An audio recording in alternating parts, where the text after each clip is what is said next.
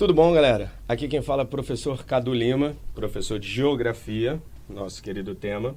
E você que está aí, né, preocupado com a chegada do Enem, você que seguiu numa linha, né, bem acirrada, disputada para esse concurso, né? A gente vai fazer uma revisão aqui, uma amarração final. E você que teve alguns problemas, não conseguiu se preparar com aquela foco que você poderia ter, agora é a hora, né, de você não perder nenhuma questão e ter os bizus finais para a tua prova do Enem 2015 rumo à aprovação. Vamos lá?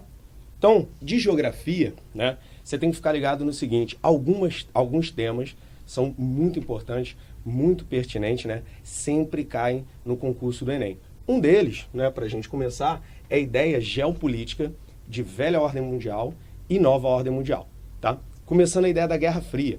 Quando pensa em Guerra Fria, não estou falando de sorriso maroto, esquece aquele pagode, momento do estudo, foco. A Guerra Fria, tá? Pós Segunda Guerra Mundial, ali de 1945 até queda do Muro de Berlim, 1989, tá? Então ali, queda do Muro de Berlim, dissolução da União Soviética em 1991, são os períodos importantes da Guerra Fria. E aí o que você associa? Bipolaridade, super importante. O que seria essa ideia de bipolaridade? Características capitalistas de um lado, liderado bloco capitalista pelos Estados Unidos, e comunista pela então União Soviética. E o que tu repara? Capitalismo e comunismo dá para conviver bem no mesmo país em aspectos econômicos, produtivos, sociais? Não rola, não tem como. Enquanto no capitalismo você pensa em ideia de propriedade privada, livre concorrência, né? Não controle da produção por parte do Estado, a ideia de que o desenvolvimento econômico advém do capital privado. Enquanto no socialismo, tá, você vai pensar na ideia do controle estatal, da economia planificada, da não exploração do proletariado, né, do trabalhador. Então são características bem antagônicas, fica ligado nisso, tá? Então capitalismo de um lado, liderado pelos Estados Unidos, comunismo de outro, liderado pela então União Soviética, tá ok? Essas disputas ideológicas são super importantes, mas não são únicas características dentro do período da Guerra Fria, tá? O que você tem que associar também? Corrida armamentista é importante, porque se você tem a possibilidade de uma grande guerra, você precisa se preparar. Então, vinculado à OTAN por parte do capitalista, a Organização do Tratado Atlântico Norte, tá? A OTAN, o Pacto de Varsóvia por parte dos comunistas, tudo com a intenta de preparar-se, né, nesse momento de cortina de ferro, preparar-se para um iminente conflito. Isso é bem focado, tá, nos concursos que você vai observar questões de Guerra Fria. Armas nucleares. Então pensa lá, período... Lembra do X-Men, que fala da crise dos mísseis em Cuba? Não, foi resolvido daquela forma, não foi o Magneto, tá? Foi resolvido por um termo chamado detente, um relaxamento, né? Uma ideia de que uma diplomacia entre o então presidente da União Soviética e o Kennedy, tá, norte-americano, para que não tivesse um conflito naquele momento ali em 1962, tá, por conta da crise dos mísseis em Cuba. Na década de 60 ainda, rola a chamada Revolução Cultural na China, o isolamento, período maoísta, né, de Mao Tse-tung, não é de Maomé não, só porque eu tô com essa barba eu não associo o Maomé não, Mao Tse-tung, tá? Mao Tse-tung faz o quê? Isola a China durante cerca de uma década, tá? 66 a 76 ali, devido a uma tentativa, né, chamada Grande Salto para Frente, tentativa Grande Salto Adiante de desenvolvimento, criação de infraestrutura na China, não conseguindo aquilo dali, faz testes nucleares e aí acaba isolando a China do restante do mundo. Isso é importante também. Durante a Guerra Fria, o que você tem? Conflitos indiretos. Os Estados Unidos não invadiu Moscou. Nem Moscou, né, a União Soviética invadiu Washington, Nova York. Você não teve um conflito armado direto entre essas potências. Porém, batalharam em várias partes do mundo, direta e indiretamente, em influência, em empréstimos, em armamentos, em serviços de inteligência militar. Como, por exemplo, durante a década de 50, na Guerra das Coreias, durante a década de 60, no Vietnã, a crise separatista do Afeganistão, no início da década de 70, são super importantes para você associar esses conflitos indiretos no período da Guerra Fria, tá ok? Outra lógica também, além das armas nucleares, você tem que pensar na corrida espacial, tá? A ideia Yuri Gagarin, primeiro, né, ser humano a chegar ao espaço. Teve a cachorrinha Laika também, né? Um pequeno passo para o homem, um gigantesco salto para a humanidade, que Neil Armstrong cita ao chegar à Lua no final da década de 60, tá ok? Essa ideia de você demonstrar o poderio não só econômico, mas do ser humano comunista, do ser humano capitalista, era super importante. Então você tinha ideologias a serem passadas, né, nesse momento histórico, tá ok? Seguindo de velha ordem mundial, a gente vai à nova ordem mundial. Então, em 1989, você tem a queda do Muro de Berlim. O Muro de Berlim começa ali em 61, dividindo a Alemanha Ocidental e a Alemanha Oriental. E em 1989 tem a queda dele, um marco simbólico do fim da Guerra Fria. E em 1991, a dissolução da então União Soviética. Aí entra a nova ordem mundial. E o que a gente repara na nova ordem mundial? Primeiro que antes, você tinha ideia de bipolaridade, tá? Agora você tem a multipolaridade. Você não vai ter a mesma disputa dos Estados Unidos, né? Porque ele fica com a União Soviética, ocorre a dissolução, os Estados Unidos se torna hegemônico na ideia capitalista em difusão pelo mundo. Com isso também a expansão do neoliberalismo. E quando tu fala de neoliberalismo, o que tu tem que associar? Maior separação do Estado da economia.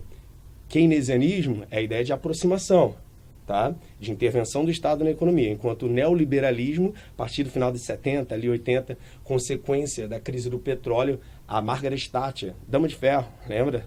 Da Inglaterra, e também o Ronald Reagan, né? Eles pensam que a ideia de privatizações, de multinacionais, de produção fragmentada, né? De desnacionalização da economia, são interessantes.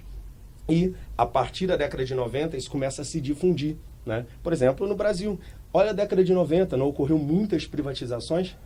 Quando você ouve o FHC, sobre o FHC, Fernando Henrique Cardoso, você não lembra já logo de privatizações? Então, essa ideia de desmanche, né, nacional acaba associando coisas interessantes. Você acaba colocando uma empresa, uma marca, uma multinacional maior até do que a referência do seu país. Então você pode pensar um monte de marcas que você não sabe nem qual país que ela pertence, tá? Mas que tem uma difusão e um alcance internacional. Então, esse período de nova ordem mundial, tá?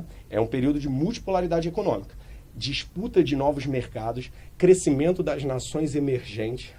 Quando você fala crescimento das nações emergentes, que nações você poderia se destacar dentro dessas emergentes? Pensa os BRICS, Brasil, Rússia, Índia, China e África do Sul, tá? Que dentre os países emergentes, eles seriam, sabe como a relação? Pensa que esses países emergentes são um campeonato brasileiro. Os BRICS são a zona da Libertadores, os países que mais se destacam, que estão ali na frente, tá ok? Em características promissoras para as próximas décadas, em aspectos econômicos, de infraestrutura, de produção. Não quer dizer que esses países necessariamente passarão a economia dos desenvolvidos, que eles são considerados em desenvolvimento, ou que terão um IDH, uma qualidade de vida similar ou melhor, mas que eles estão em uma crescente econômica, tá ok? E também social, não pode desrelacionar isso. Seguindo, unipolaridade bélica. O que seria uma ideia de unipolaridade bélica dentro, né, do período de nova ordem mundial? Essa unipolaridade bélica não significa que existe só um exército. Bélica, armamentos e tal, né? Mas significa que tem um que é muito mais forte, que é hegemônico, que é o caso do quê? Do exército norte-americano, tá? Então, você vê exércitos como o da China, de outros países crescendo, mas o exército norte-americano, né, as forças armadas norte-americanas são uma proporção muito maior, um alcance internacional e uma presença muito maior do que em outras nações, e ainda funcionando, né, em pleno vigor, a OTAN, Organização do Tratado do Atlântico Norte. Nesse momento também é importante citar na economia, tá, da nova ordem mundial, década de 90 até os dias atuais. Tá? É importante citar também a ideia de tanto formação quanto expansão de blocos econômicos. Tá? Dentre eles, tu vê o início ali da década de 90 com o Tratado de Maastricht e a formação da União Europeia, né, com a adoção do euro. Você vê a criação do Mercosul, por exemplo, né, Tratado de Assunção, Mercado Comum do Sul, que envolve inicialmente Brasil, Paraguai, Uruguai e Argentina, atualmente conta com a Venezuela também, tá, como membro pleno, membro fixo. ali em 1991, com o Tratado de Assunção, são momentos históricos importantes. Para quê? Para que você tenha, e mesmo que tenha uma grande disputa econômica, você tem uma ideia de formação em blocos, tipo um clube do Bolinha ali, para quê? Garantir comercialização, garantir que a produção, né, desses países tenham um alcance, uma penetração maior no mercado mundial e entre eles, tá ok? Cresce também o terrorismo. Não quer dizer que você não tinha antes, né? Mas tem até frase interessante que um problema na nova ordem mundial, né, que você não sabe de onde vem um míssil, de onde mais vem um tiro, né?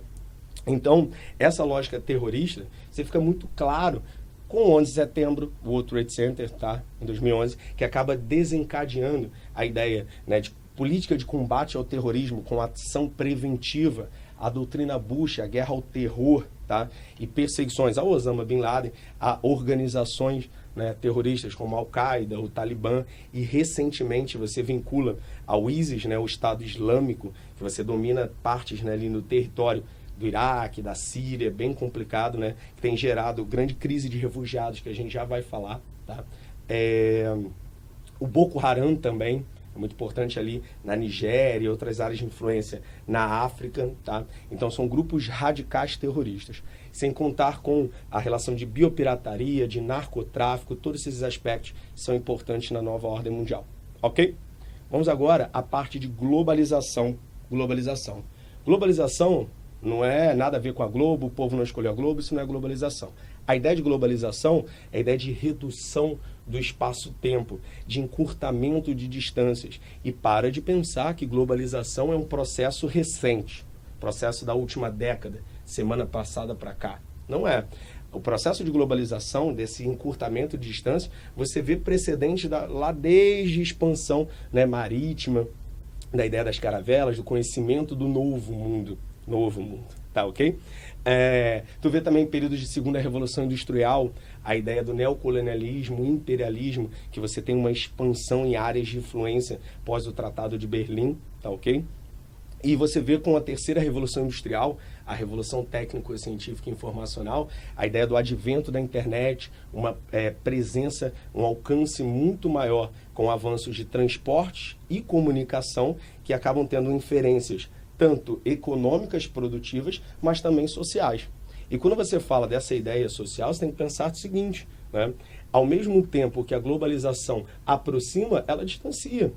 Né? E o Enem adora isso, fazer a correlação ali de aspectos tecnológicos e de produção, né, que juntam os povos, que têm uma grande interligação, mas ao mesmo tempo você tem problemas e abismos gerados em um espaçamento dessa rede que deveria ser contínua de formação de uma chamada aldeia global, de ligação entre essas nações, tá ok?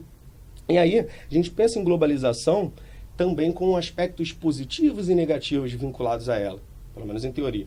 Vamos pensar aspectos positivos, né, como uma maior integração socioespacial, uma facilitação, por certo ponto, ao alcance de mercadorias, bens e serviços em muitas partes do mundo que antes não tinha.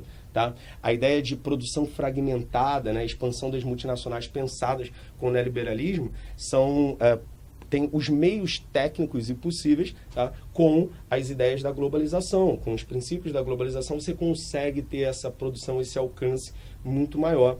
Mas, ao mesmo tempo, que parece coisas muito boas, acesso ao conhecimento, à informação de várias nações, de várias partes, com o advento da internet. É uma prática, né? Mas, ao mesmo tempo, você tem problemas. Quando você fala de uma integração socioespacial, você acaba tendo uma primazia, um controle muito maior das nações desenvolvidas. Pensa só, quando você fala de música internacional, você associa principalmente música com língua inglesa, não é? Que advém ou dos Estados Unidos ou da Europa, Inglaterra ali. Você não vai conhecer tanto da música boliviana, que está aqui do nosso lado.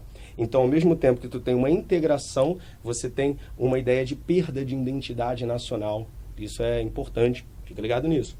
Abismo digital também. Quando você fala desse abismo digital pensado, associado a um abismo social também, quanto mais você evolui tecnologia, quanto mais você tem um alcance maior, quem não está inserido nesse processo ali, vai ficando cada vez mais marginalizado, mais distanciado, tornando um abismo muito maior, tá ok? Quando você tem uma crise econômica, pensa a proporção da crise de 29, né, com a crise do boom imobiliário norte-americano de 2008, a crise da zona do euro recentemente, tá? O que você acaba reparando é o seguinte, que como os mercados financeiros estão muito mais interligados, muito mais ligados, intrínsecos, caiu uma bolsa, vem mochila, vem necessaire, vem pasta, vem tudo, vem todo mundo à lacatra, tá ok? Então, essa proliferação de crises econômicas, essa aceleração, tá, de problemas acabam gerando desemprego conjuntural, aquela conjuntura econômica desfavorável e aí tendo consequências socioeconômicas muito mais nocivas, tá ok? Então, de globalização, achei interessante aqui, ó, uma questão do Enem do ano retrasado, tá, de 2013, falando sobre a Disneylândia. Porque quando você pensa em entretenimento, em parques de diversões, você não pensa no Barilândia. Você pensa onde? Na Disneylândia, no qual multinacionais japonesas instalam empresas em Hong Kong, produzem com matéria-prima brasileira para competir no mercado americano. Ótima ideia de produção fragmentada, de fluxo, tá, entre esses países. Pilhas americanas alimentam eletrodomésticos ingleses na Nova Guiné.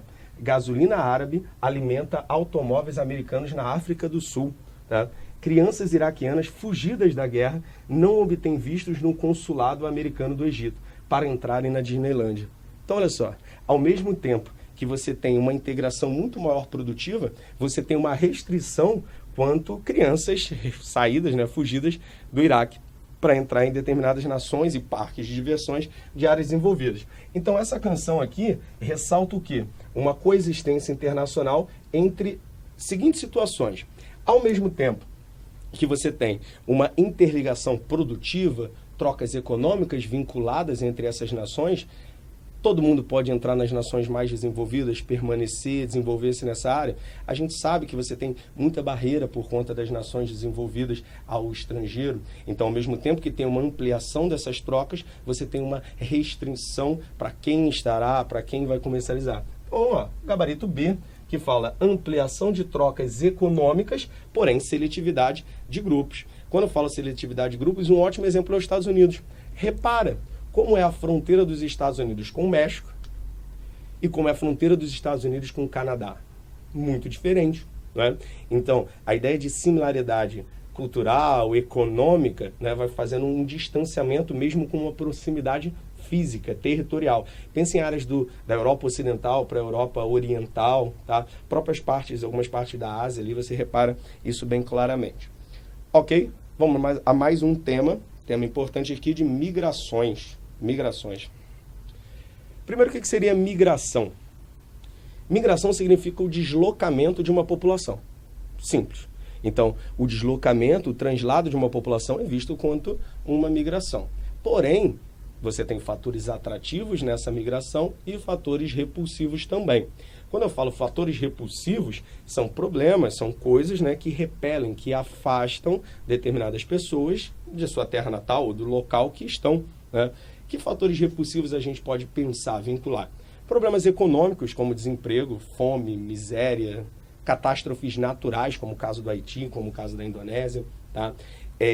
Perseguições políticas, religiosas, guerras, epidemias, né? Guerras civis, todas essas grupos terroristas, como você viu o caso recentemente, né, do ISIS e do Boko Haram que eu citei, então, gerando toda essa crise dos refugiados em chegada à Europa, fica ligado nisso, muito importante. A ideia de migração vinculada, né, a refugiados, a problemas em conflitos e guerra, com expansão do terrorismo nessa área, com grupos, né, radicais islâmicos, e a ideia de dificuldade de entrada na Europa. A gente viu muitos, né, noticiários, muitas imagens chocantes, né, de crianças morrendo na praia, de mães desesperadas, né, agarradas a trilhos de trem. É complicado, porque essas nações desenvolvidas, capitalistas, europeias, elas têm uma identidade nacional, têm muitos partidos de extrema-direita com opinião bem contrária à entrada, né, dessas pessoas vindo de caso de guerra, mas ao mesmo tempo são refugiados, eles precisam de abrigo, né, precisam de um apoio internacional quanto à sua situação. Então, essa dinâmica é bem complicada, tanto pelos governos europeus, da relação econômica futura, problemática e aspectos sociais que serão necessários dentro da sua nação, e também das pessoas refugiadas, né, que se preocupam, que não têm outras condições de vida ou de permanecer na sua terra natal, na sua área de origem. Mas também você tem que pensar em fatores atrativos.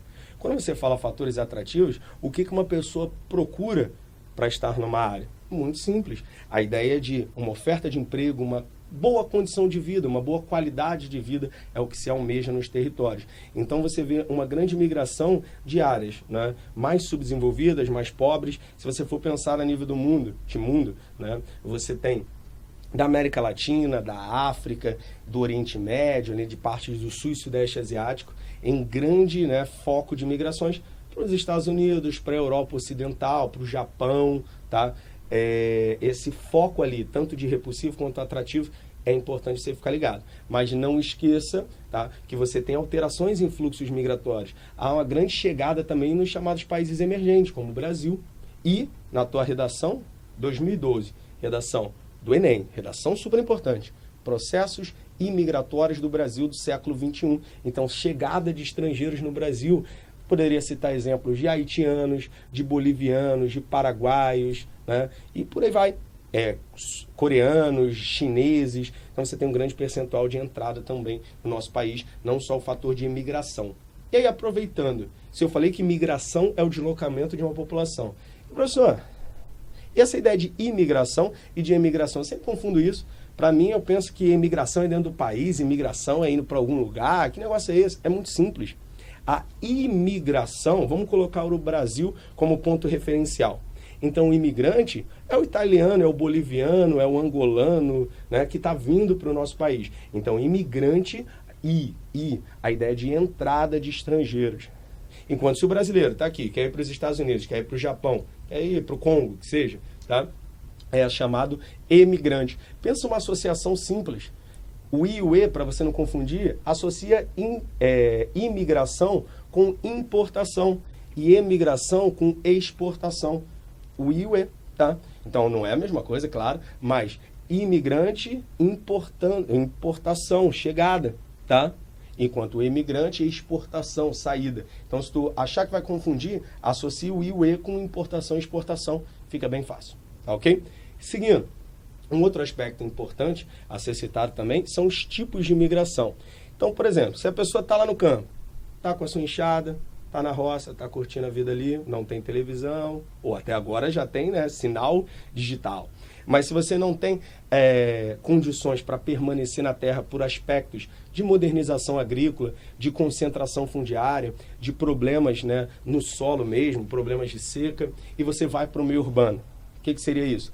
Lembra da Bíblia. Como assim Bíblia? Êxodo, saída, né, do povo de Israel do Egito, nesse caso. Mas então êxodo, saída. Êxodo rural, saída do campo rumo à cidade. Esse êxodo rural pode ser chamado também de migração campo-cidade, de migração rural-urbana, tá? Então, super importante no Brasil, tá? Principalmente ali a partir da década de 40, de 50, no qual você tem 60, 70, claro, você tem implantação de indústria em maior desenvolvimento, principalmente na região sudeste, e grandes levas de imigrantes saindo do Nordeste, dentre outras áreas. Então, êxodo rural, saída do campo rumo à cidade, beleza? Pensa também nas migrações sazonais. Sazonal, a gente fala até em Rio, sazonal significa temporário. Então, migração sazonal, temporário, tá ok? Migração pendular, super importante. Pensa nas regiões metropolitanas, pêndulo, ó, compre batom. Te hipnotizei, quer um batom agora? Compre batom, compre batom. Qual a ideia? Pêndulo, ida e volta. Então, movimento pendular, deslocamento em curto espaço de tempo, em áreas urbanas, no sentido ida e volta, casa-trabalho, tá ok? Então, falado de migrações, vamos ao próximo tópico, indústria. Indústria é super importante. Indústria está no setor secundário. Lembra? Primário, setores da economia. Setor primário, agropecuário e extrativismo. Setor secundário, indústria, todas as etapas de indústria. E o setor terciário, tá? O comércio e os serviços, a prestação de serviços, tá ok? Então, o que você relaciona sobre essa industrialização, tanto no mundo quanto no Brasil? Primeiro no mundo, você pensa lá, né, desde a primeira Revolução Industrial, na Inglaterra, século XVIII, máquina a vapor, máquina de tear, lembra disso? Então, começa na Inglaterra, pioneirismo inglês. Só que aí depois vai seguindo. Já no século XIX, o que você tem? Segunda Revolução Industrial, período ali concomitante ao neocolonialismo, imperialismo, né? Expansão para outros países da industrialização. Quando a gente fala expansão, não é que foi para Bolívia, que foi para Madagascar, não é isso? Expansão para a França, Alemanha, Holanda, Bélgica, futuramente também Estados Unidos, Japão, Rússia, né? Mais para frente. Então, com essa expansão, você tem também uma descoberta de novas fontes de energia, como petróleo, como eletricidade, para a época, tá? Meados do século XIX ali. É importante também citar a ideia dos sistemas de produção vinculados a esse momento. Pensa no Fordismo, no Taylorismo, a ideia de que há uma produção em massa no Fordismo para um consumo em massa. E aí pensa em concentração, complexo industrial, especialização do trabalhador. Associa do Fordismo, lá dos tempos modernos, do Chaplin, lembra? Apertando tudo. Então, o trabalhador fica alienado, fica bitolado só em fazer aquilo. E pensa-se também em elevar grandes estoques, elevar a produção, o Fordismo e o Taylorismo. Mas Ford também se preocupa com o quê? Se eu produzo e não tenho para quem vender, não dá certo. Então, ele pensa em elevar também, cria métodos para elevação desse consumo, como também aumentar salários. Fordismo, um padrão capitalista, é de dar dinheiro pra caramba pro povo, nessa ideia. É a ideia de incentivar o consumismo, não é tornar ninguém milionário. Mas se você eleva o poder de compra, eleva o poder aquisitivo, você tem um maior nível de consumo. Isso é super importante, tá? Organização, jornada de trabalho. Lembra que Vargas fala posteriormente na CLT, na consolidação das leis trabalhistas? Ford já pensava em condições também para não só aspectos sociais, a população, mas também organizar essa jornada de trabalho para que tenha um maior consumo e um percentual econômico melhor para que você possa ter um desenvolvimento. Seguindo também para o século XX, você pensa na indústria, é o momento no século XX, principalmente segunda metade do século XX, pós-Estado Novo ali era Vargas, que você tem realmente uma implantação e um desenvolvimento industrial no país, com era Vargas. Depois seguida por JK, governos militares, por aí vai. Vargas começa com a implantação de indústria de base. Pensa a CSN, lá em Volta Redonda, a Vale, em Minas Gerais, em Betim, Vale do Rio Doce. Política do petróleo é nossa, Petrobras, uma grande petroquímica, não só brasileira, quanto uma multinacional importante. Então, nesse momento, pós-segunda metade do século XX, começa também a chamada Revolução Técnico-Científica Informacional. Fica ligado nisso. Terceira Revolução Industrial, no qual, nesse momento, predominam as ideias toyotistas. Não quer dizer que outros pensamentos de sistema de produção industrial não existem mais, não é isso. Mas o toyotismo, ou pós-fordismo, ou neofordismo, a ideia de desconcentração espacial da indústria, né? Produção e acumulação flexível. Lembra do just in time, né? Não é nada de Justin Bieber, não, just in time, tá? A ideia de produção apenas no tempo, sob encomenda. Então você tem uma necessidade de armazenamento, né, muito menor de produtos, evitando uma possível crise de superprodução, isso é importante. Tá? É a ideia de cada vez mais uma produção fragmentada, expansão de multinacionais, terceirização vem bem forte. Não confunda terceirização, que é uma prestação de serviços a terceiros, com terciarização. A ideia de terciarização é um inchaço, né? Uma grande quantidade na economia, na empregabilidade no setor terciário. Então, terciarização, inchaço do setor terciário, terceirização, que é bastante discutida, né? A ideia de prestação de serviços associados. Beleza? Vamos agora a um próximo tema do meio ambiente. O meio ambiente, tá? Como já uma célebre frase, né? Não devemos proteger só o meio ambiente, se ele inteiro. Lembra no João, entrevista? Absurdo, não pense isso. Vamos proteger com a ideia de sustentabilidade, né, todo o ambiente. Como assim? A ideia de sustentabilidade é muito importante. Começa com a Conferência de Estocolmo, lá na década de 70, 1972. Começa uma preocupação ao ambiente. Uma teoria populacional importante vinculado a isso daí, a teoria eco-malthusiana. Já ouviu falar? Então, malthusiana, Malthus, sempre alarmista.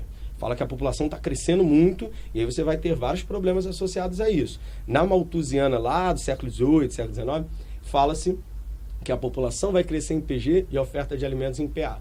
Já Eco Malthusiana, no momento ali da década de 70 para frente, fala que o crescimento populacional vai acabar exaurindo, esgotando os recursos naturais da Terra. Então, o que deve se fazer? O que deve pensar? Né? Promove-se a sustentabilidade. Sustentabilidade ou desenvolvimento sustentável é parar de produzir? Não. É parar de extrair recursos naturais? Também não. Mas é você ter tanto os governos, quanto a grande produção, quanto a sociedade, de uma forma geral, é pensar em métodos para que a produção no presente não impossibilite que as gerações futuras possam ter uma produção também, possam ter o convívio social, o desenvolvimento, tá?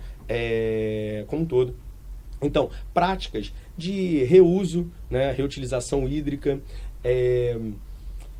a ideia de leis, né, para controlar a emissão de gases poluentes, por exemplo, pensa que o protocolo de Kyoto pensou em 1997, tá? A ideia de energias alternativas é super importante, tá? Então, menos poluentes, menos nocivas ao meio ambiente.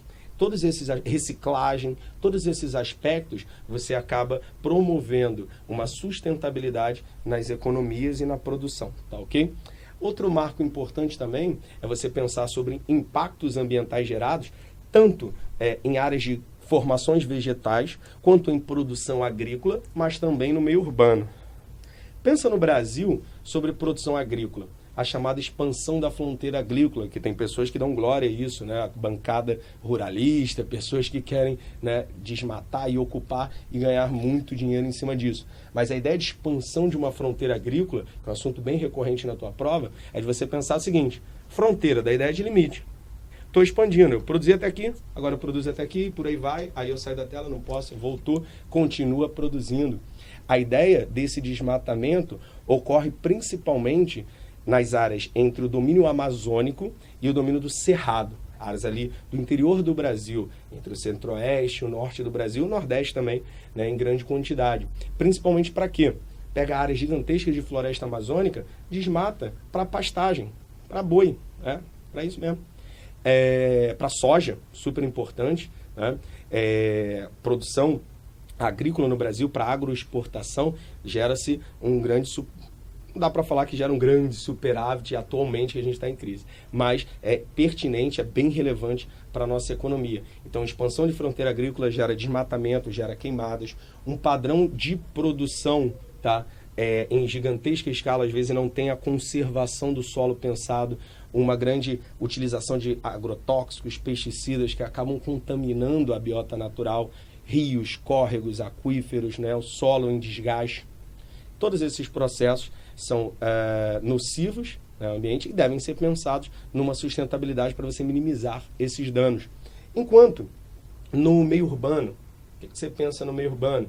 A poluição atmosférica, promovida principalmente pelos veículos automotores e pela industrialização, a formação de grandes ilhas de calor, né, nos grandes centros urbanos, concentração, elevação da sensação térmica nessas áreas, é importante ser citado, tá? A destinação do lixo. Quanto mais você tem aspectos de urbanização, e pensa em urbanização, né? O Brasil é um país predominantemente urbano, que não tem uma infraestrutura de transportes adequadas e coleta de lixo também adequadas, então você acaba gerando grande poluição e uma destinação inadequada do lixo. Isso é um problema a ser citado.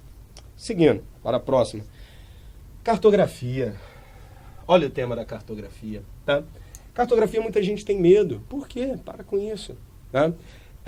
A ideia de cartografia, vamos alguns tópicos principais possíveis a cair na sua prova. Primeiro, a ideia de coordenadas geográficas. Você tem que ter isso bem claro. Tá?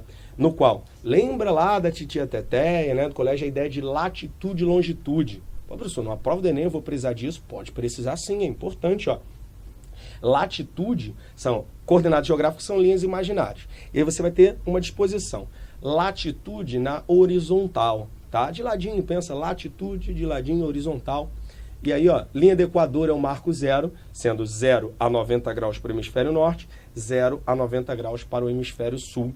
Tá? E o que essa latitude influencia? Ah, professor, é o fuso horário? Não, latitude não é fuso horário. Latitude são zonas climáticas. Tá?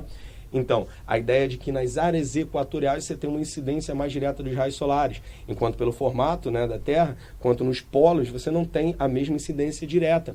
Então, vai pegando áreas equatoriais, áreas tropicais, áreas temperadas e áreas polares, beleza? Então, pensou em latitude, associa as zonas climáticas.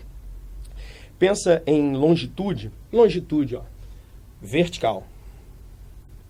Ponto referencial meridiano de Greenwich, tá? É a área ali de próxima a Londres e tal, por isso chama horário de Londres ou GMT, meridiano Greenwich Time, tá? Então, 0 a 180. Vou fazer o contrário para o mesmo sentido que você está vendo. 0 a 180 para oeste, que pode ser chamado de ocidente, e 0 a 180 para leste, oriente, tá? Então, 180 a 180, 360 no arrocho.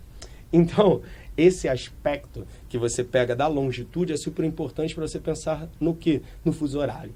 Aí sim, longitude e meridianos influenciam no fuso horário. Professor, fuso horário sempre tive dificuldade. Pô, esse negócio aí, como é que para onde atrasa, para onde diminui, para onde aumenta, né? Como eu vou dividir isso? Bem simples. Matemática básica agora. 360 graus tem a Terra. Não tenha dúvida disso, tá?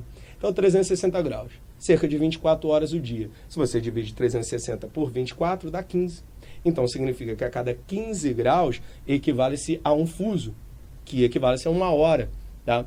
Então, mas, beleza, eu já vi uns mapazinhos que tem embaixo, mapa mundi, né? Escrito assim, ó, nunca entendi aquilo. Mais 1, mais 2, mais 3, mais até mais 12. E depois menos 1, menos 2. Como é que é menos? Como é que você tem menos tantas horas? Né? Muito simples. O sentido de rotação da Terra, lembra lá, Japão, terra do sol nascente. Tá? Então você tem no sentido de nascente no oriente, poente no ocidente. Então as horas vão se adiantar para leste, oriente, e vão se atrasar, né, atrasarão, né, para oeste, ocidente. Logo, no Brasil, então, só temos horários atrasados em relação a Greenwich, tá? Em relação ao marco zero. A partir ali, o Brasil oficialmente tem 3 fusos. O primeiro, de menos 2 horas atrasado, chamado fuso das Ilhas Oceânicas, como Martim Vaz, Abrolhos, Atol das Rocas, Fernando de Noronha, menos 2 horas, tá, do GMT, Meridiano Greenwich Time.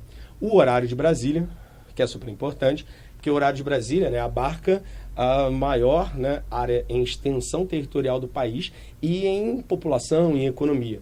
O horário de Brasília, menos 3 horas atrasados lá de Greenwich, conserva áreas de todo o sul do Brasil, todo o sudeste, todo o nordeste, no centro-oeste, Goiás, Brasília, claro. Como é que seria o horário de Brasília? Sem Brasília, não teria coerência. Então, no centro-oeste, Goiás, Distrito Federal, e no norte, Tocantins, Pará e até o Amapá. Tá? E o outro horário, o terceiro horário brasileiro, o horário do norte, que aí pega áreas do Mato Grosso do Sul, Mato Grosso e o restante dos estados do norte, né, ali na Amazônia Ocidental, como Rondônia, sim, o Acre, Amazonas e Roraima lá em cima. Beleza?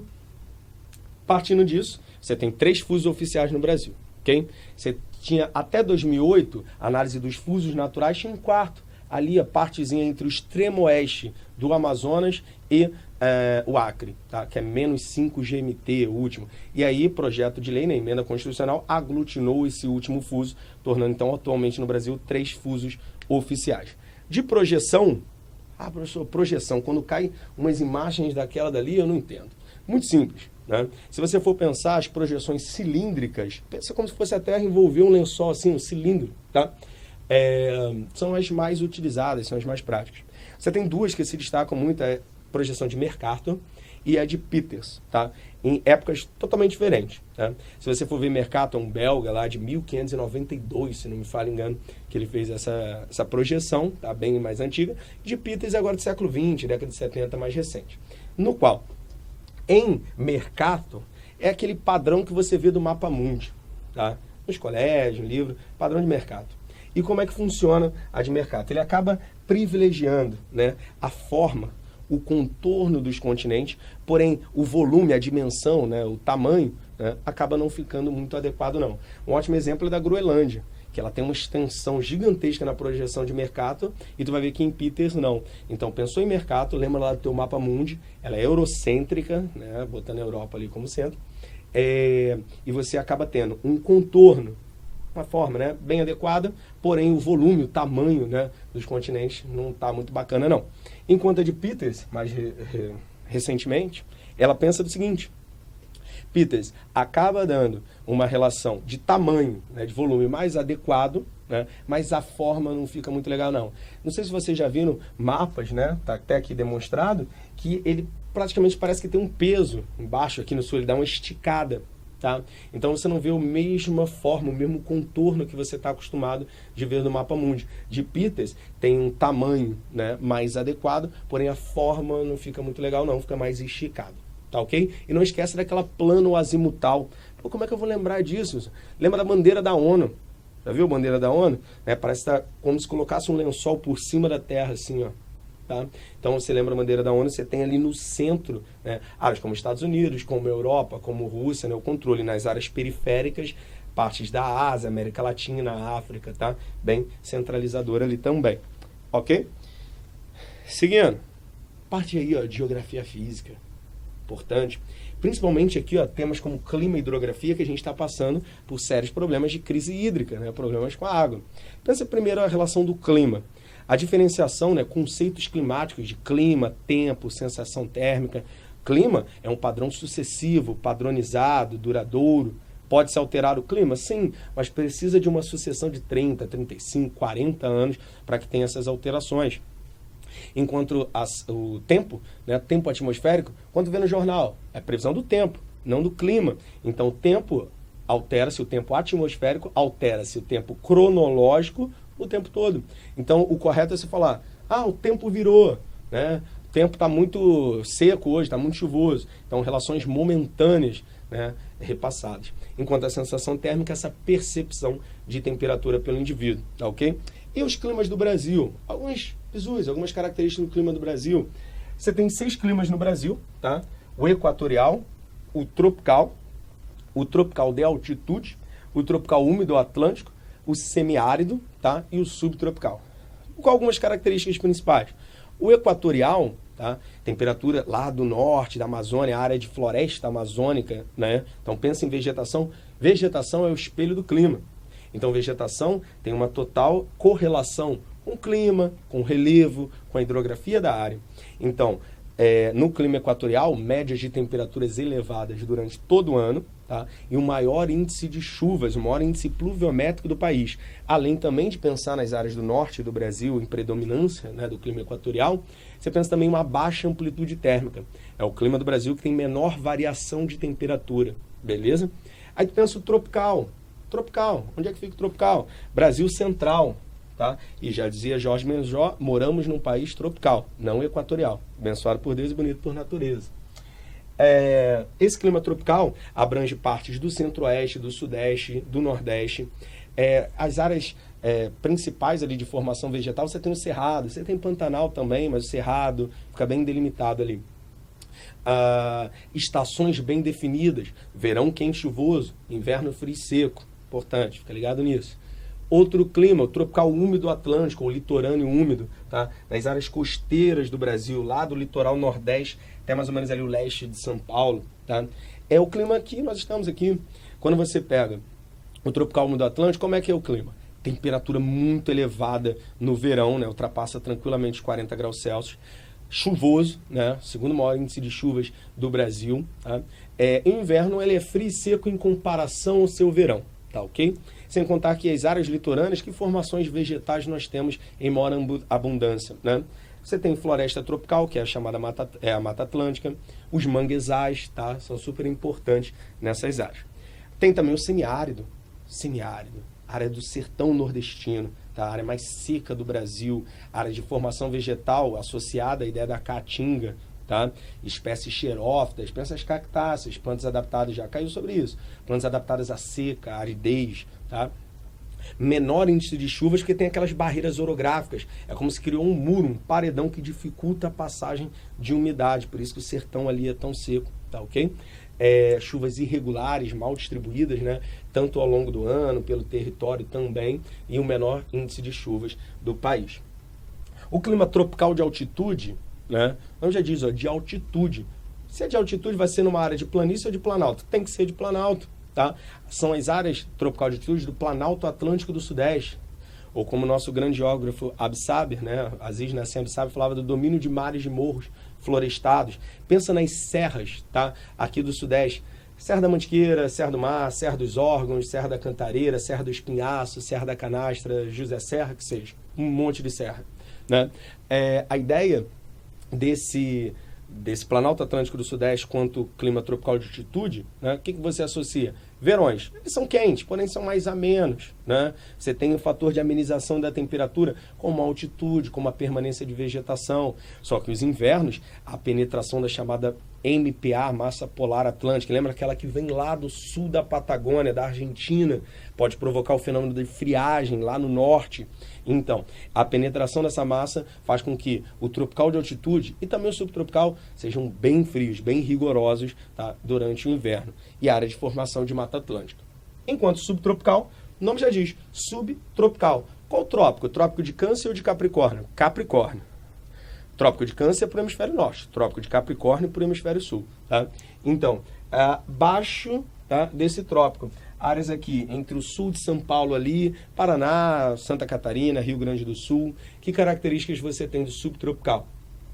Você tem calor no verão, para de achar que no sul é só frio. Calor, médias temperaturas elevadas durante o verão, invernos muito rigorosos, com precipitações em neve, tá? Na Serra Gaúcha, Serra Catarinense, Serra Geral.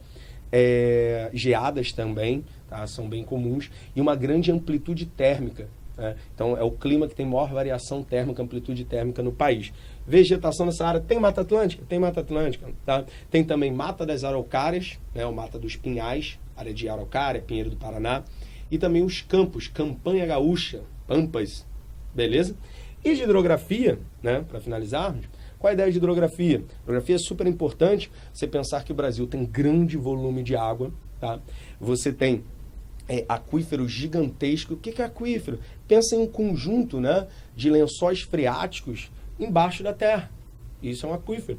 Você tem o aquífero Guarani no Brasil, né, que é o maior manancial de águas subterrâneas do mundo, que pega no Brasil, outros países também, como Paraguai, ali, Argentina, que envolve estados do sul, do sudeste, do centro-oeste também, 8 estados brasileiros. Aquífero Guarani, super importante, possível aí cair. Tá? E essa crise hídrica, tanto falando, né, obtenção, pensa em energia. O Brasil, né, ele tem o maior percentual de geração de energia que advém do quê? Da energia hidroelétrica, energia elétrica que vem das hidroelétricas. E se você está tendo sérios problemas com a água, então você tem problemas energéticos também, beleza? E aí, sobre essa associação de água, rios, bacias hidrográficas com hidroelétricas, você tem que pensar. A bacia amazônica, ela tem o maior potencial, porém é muito subaproveitado. Então, o maior potencial não necessariamente você está aproveitando tudo que se pode dele. Você tem ali a Belo Monte em construção, no estado do Pará, no Rio Xingu, que é tema de muita discussão por conta dos impactos socioambientais, né, gerados, como a migração da população indígena da área, inundação de grandes áreas, perda de biodiversidade.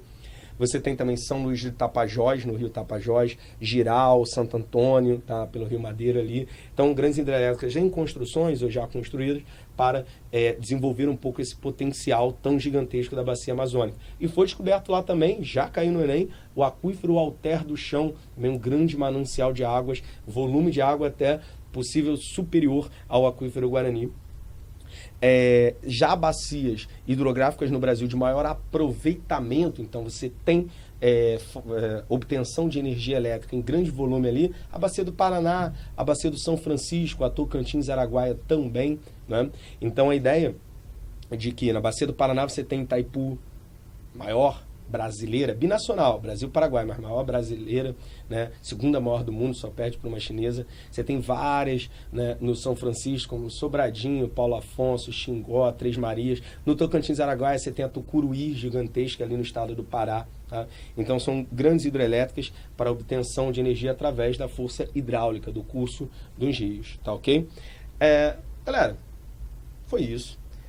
Eu quero te desejar uma excelente prova. Saiba que você está preparado, fique seguro, tá? Espero ter ajudado nesse caminho e agora com essas dicas finais. E até a universidade em 2016. Valeu, galera. Cadu Lima falando. Geografia na veia. Valeu. Tchau.